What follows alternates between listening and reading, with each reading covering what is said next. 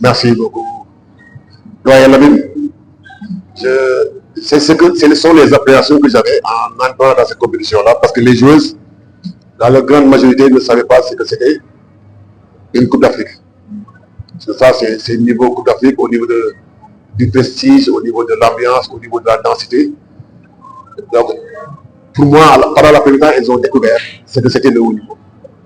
Ils ont été dominés, je dirais même, nous avons été dominés dans l'agressivité, dans les défis physiques.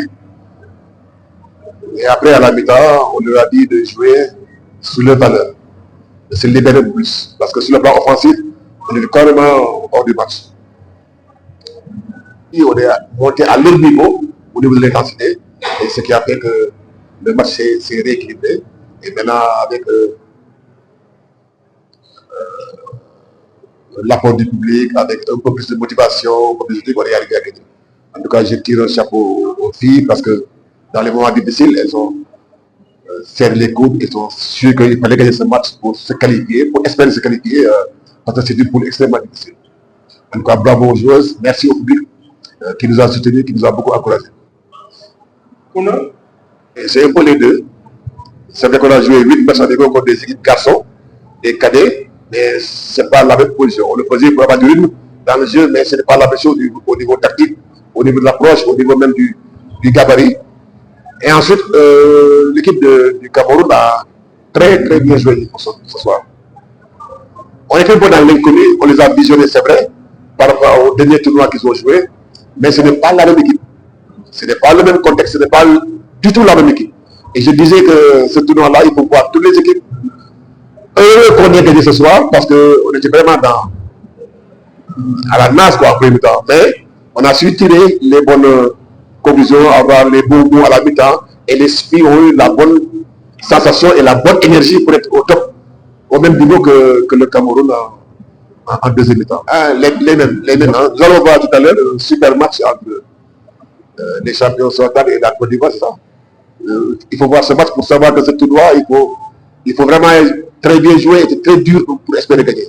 Ce n'est pas parce qu'on a gagné chez nous que ça va être facile, loin de là.